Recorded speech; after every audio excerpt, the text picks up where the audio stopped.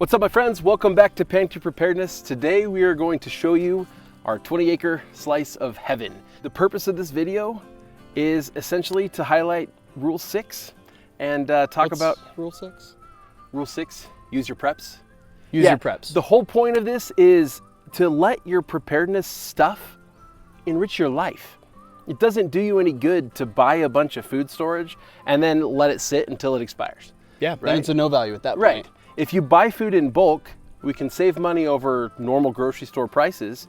We can reduce our number of trips to the store by just cycling through that food because you're always eating food you bought 3 months ago. Well, and then you know how to use it too. A lot of times those bulk foods are less processed. They take some more steps to actually put to use. So yeah, knowing how to use it, putting it to use is going to make it more valuable the day that you actually have to use it. Totally, 100%. So here we have this 20-acre plot of land that our parents bought 5-6 years ago that we're able to use for a ton of things. And so today we're going to walk you through a lot of the ways that we're able to use this land and the ways that we anticipate using it in the future, but it's enriching us already and has for several years. Yeah, and one of our favorite resources that we've been able to get from the property and how we have it designated for tax reasons is timberland. This piece of property is covered with these ponderosa pines or this Douglas fir you see here. We've been able to knock them down, cut them to length, and we drag them up over to this mill area. We built a cover up over this mill so we can leave it out over the winter. But this portable bandsaw mill just rolls back on these rails that we laid and got leveled. And then all that we do is roll the logs up onto these supports. And then with this horizontal bandsaw blade, we're able to push this, making flat slab cuts. We can then flip the board up, get a 90-degree edge to make dimensional lumber to be able to build all sorts of different structures, like this kiln, which is where we take the wood after we've had a chance to cut it into whatever desired dimensions. After we have them cut to the right size, we bring them in here, get them stacked up so that there's plenty of space in between the boards for airflow. As you can see, we got these fans up on top. What they're doing is they're pushing wind across this surface that gets very hot from the sun. This is a solar kiln. Using just the power from the sun, we're able to dry all this wood in a fraction of the time it would take otherwise, and get a much more even dryness than, say, just leaving it out in the sun. And I'll just point out, these fans are actually spinning a lot faster than they look. The frame rate of the camera makes them look like they're spinning slow, kind of like when car wheels look like they're going backwards sometimes. But you can probably hear those things are really spinning. And it's crazy how fast that they're able to spin, being powered by just those little solar panels. We just have them direct wired into the fan, so as long as there's sun on that panel, it's going to be spinning. Now, the first structure we built, and actually the most important, is this latrine up here. Even on the weekends, you got to be able to take care of business. So, made sure to get this built up, functioning just fine. We had to dig a test hole to make sure that it wasn't affecting the groundwater, but we passed our test, so went ahead and built our latrine. It also makes for a pretty good little storage shed. Yeah, we're able to keep some tools in there. We even have a little battery running off a solar panel that runs to a little fan. Having a fan inside your outhouse when it's this hot is really nice, being able to blow all the bad smell out and bring in some fresh air. Pro tip. And then we got this foundation over here. We put this up a couple years ago for my parents' future cabin. We have plans for a pretty elaborate 2-story structure here. We're going to build a mass rocket stove back in the corner, so we're going to be able to burn firewood from here that's able to heat this entire structure. It's still far from finished, but we'll get there. Now, when we first started this project on the foundation, all we had to move dirt was this big blue tractor. It's an old, I think, Ford? 70s Ford that still works good, but it just has a front bucket to work with. So we're only able to dig into the hill, lift what we could, and then take it out. It worked well enough to be able to build this, but we found it lacking when it comes to building roads and being able to pick things up the way you can with an excavator. So you'll see that as our next investment. Now we got this excavator here. This is our most recent toy. We're able to get it pre-owned, got a great deal on it, and that is an awesome way to get this type of equipment, even the power sports. If you get it used, you're able to buy it at a much lower price point than new. And then when you're ready to get rid of it, you're able to sell it for as much or possibly even more than you bought it for if you took good care of it. And this thing saved us a ton of work. As opposed to that blue tractor that we're only able to pick up with the front bucket, this excavator made it so my dad was able to push this road 50 something yards down here in just an afternoon. Much quicker. Those tracks are able to go over everything without feeling like you're going to tip over. So it's been hard to find one tractor that would do everything, but having the two has sure been awesome. And again, we're able to buy and sell them at a good enough price that we'll just get rid of that blue one when we're all said and done and make as much as we spent on it. We also made this nice area over here, a walking path for our mom. So there's this nice bench over here. We got a fire pit and stuff. And then we planted these nice trees so that we could have actually some nice kind of fruit trees for posterity. So it's a pretty cool thing that we've got here. Now the best part about this actually over here is the tranquility. There's this little stream that runs by and we kind of dammed up a little bit of it there. So it kind of pools a little bit more. And so you get this nice flow and you get the water kind of pouring over the little dam. It just kind of makes for a nice ambiance for when she wants to sit over here and relax. Now, my parents got a property this size because they want each of us kids to be able to build our own cabins here to be able to get away and enjoy time together as a family.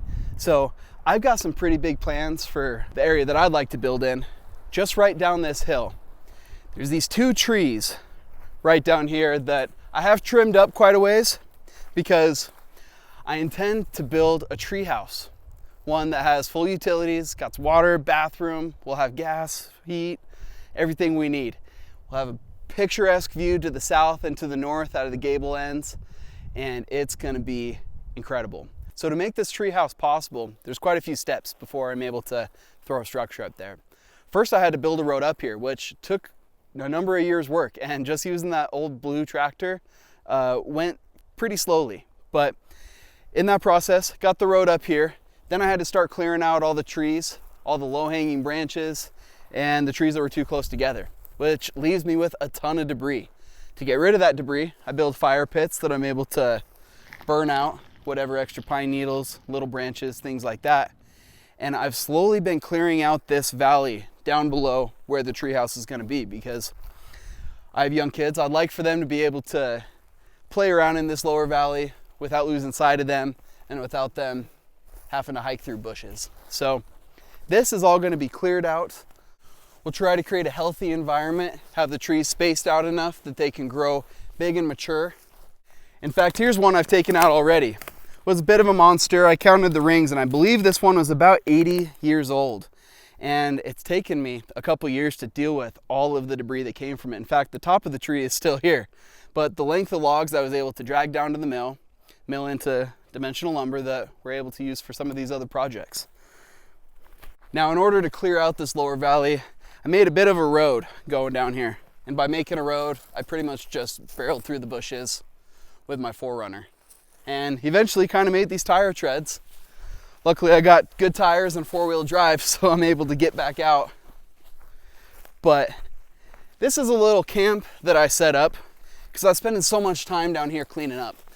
I spent a while dragging branches up to that fire pit that I built up at the top of the hill, but I figured, why fight gravity?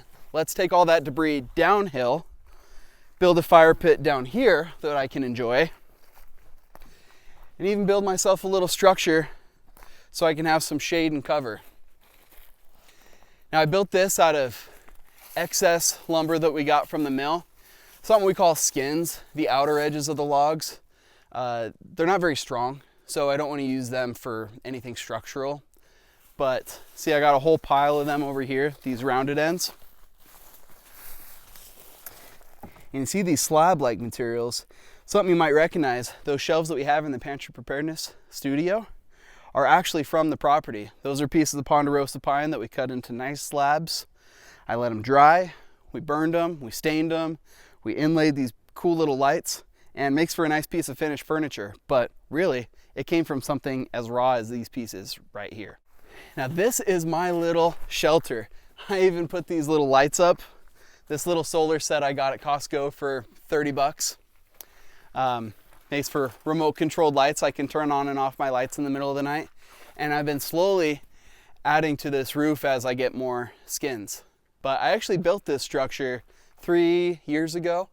I set up these A-frames all by myself. I came up here over a birthday, spent 3 or 4 days with my dog, and did this dugout, which was a ton of work because this dirt is not nearly as soft as it may look.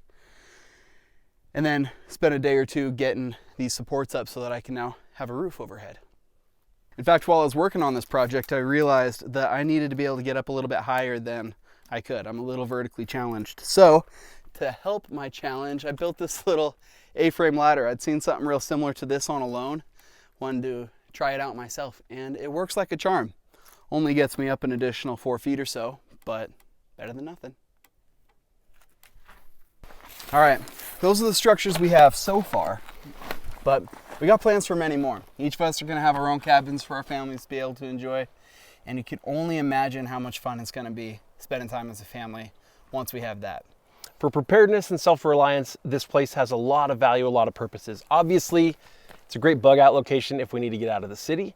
Potentially other things that we could set up here that would make it a great place to cache some stuff. But also, again, in terms of self-reliance, learning skills and all that kind of stuff, there's so much here. It's a great investment. I think this property's probably more than doubled in value. What does this place cost per year to maintain? It's like only $200 in property taxes. Since it's timberland, it's a much lower tax bracket, so makes it very inexpensive to upkeep. Yeah, I'll bet if we put the time into it, we could probably like pan enough gold in the creek per year to pay for the property taxes. Which is cool because we have mineral rights. Yeah. That belongs to us. And panning for gold is one of those things where like even if you don't get anything, it's a fun activity. It is. So, the kids love it. Yeah, speaking of kids, like we've done family reunions up here even without structures other than the latrine.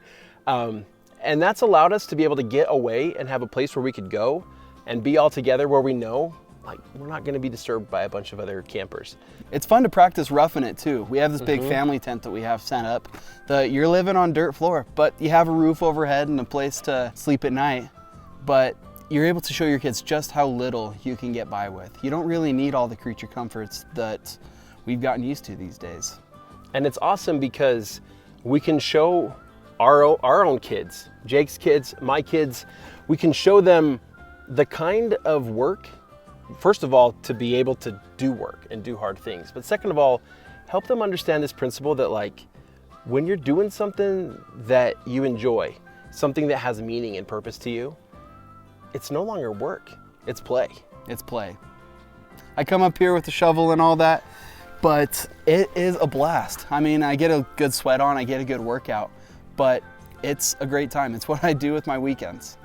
So always remember, rule 6, use your preps. You're gonna get a whole lot more value out of them, and you're gonna be able to enjoy them, enjoy the use, enjoy the utility, and have them enrich your everyday life. Absolutely. So this has been Jake and Rick with Pantry Prep. Till next time.